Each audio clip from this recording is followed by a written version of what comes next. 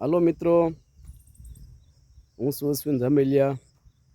છેલ્લા કેટલાક સમયથી એટલે કે તારીખ 6/5/2025થી કાલ દિવસ સુધી કે સૌરાષ્ટ્રની અંદર એટલો બધો વરસાદ પડ્યો છે,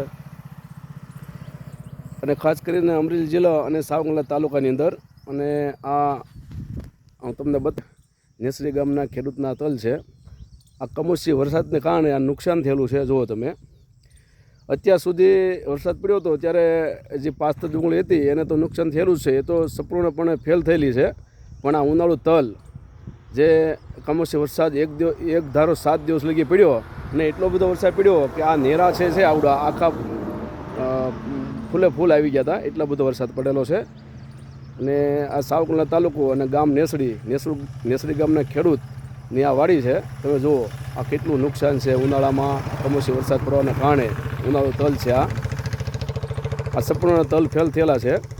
તમે જુઓ તો સરકારશ્રીને મારી નમ્ર વિનંતી કે કોઈપણ જગ્યાએ ઉનાળુ વાવેતર હોય એની યોગ્ય સર્વે કરીને અને યોગ્ય વળતર મળે એવું સરકારશ્રીને મારું નિવેદન છે.